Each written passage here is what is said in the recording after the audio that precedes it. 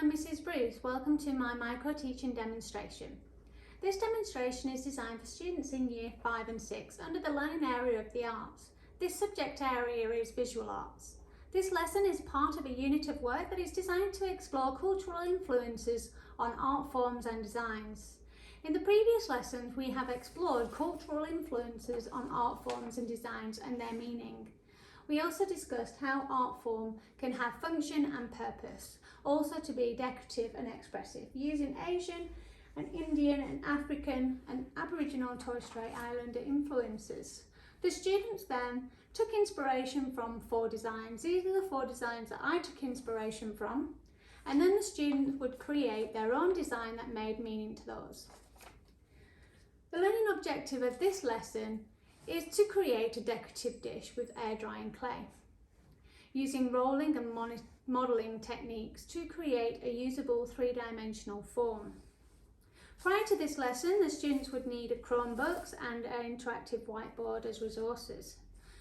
And ideally in a classroom situation, you would have tables and chairs, and these other resources you will need in this practical lesson are paints, sticks and paintbrushes to apply the paint to the decorative dish, a mixing plate, also smooth sandpaper block or sandpaper.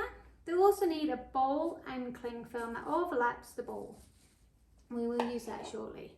You'll need a rolling pin, a cutting device, scissors, making sure that you have left-handed scissors as well to cater for diverse learners. The air drying clay comes in a 1 kilogram, this one comes in a 1 kilogram amount. That makes about 5 decorative dishes. You will also need a 50-50 PVA glue and water that's mixed prior to the last lesson that you'll need the glue. You'll need water to mix paint and also to smooth the clay. The students will be given a clay and they will shape the clay into a ball using clapping and cupping techniques. Smooth out any air bubbles in the clay. They will then press down onto a baking sheet of paper. This prevents the clay from sticking to the desk. They will then press down whilst rolling onto the clay. You want to shape the clay into a circle shape to create the dish. Once you're happy with the thickness, making sure that it doesn't become too thin, it needs to be at least about 3 millimeters thick. Once you're happy with that, we are going to then cut into the clay, creating our indent of a circle dish. We then are going to cut around the shape. Again, if any students need any help, ask the learning assistant to help cut out the clay. Once the clay is cut out, we want to smooth any edges down. We can smooth it down with water, going all the way around, making sure you're happy with the shape. Once this is done, we are going to then use the bowl with the cling film overlapping, place into the centre of the bowl. And once you're happy with the centre, we press down into the bowl. Once you're happy with that, we're going to be placing on our baking sheet with our name on to make sure that we can allocate which one is ours for 48 hours. Once the dish is dry, we will then take the dish out carefully, taking the cling film off,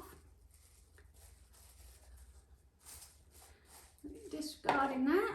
Once we're happy with this, we can then use the sandpaper block or paper to smooth down any areas, like so.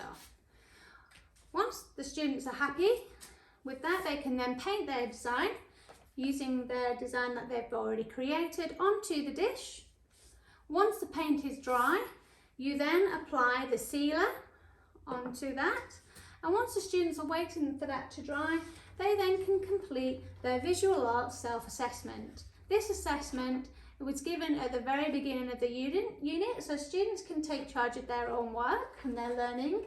And also a rubric is also accessible for the students to follow and making sure that they're on task. This will be completed by the teacher at the end of the unit.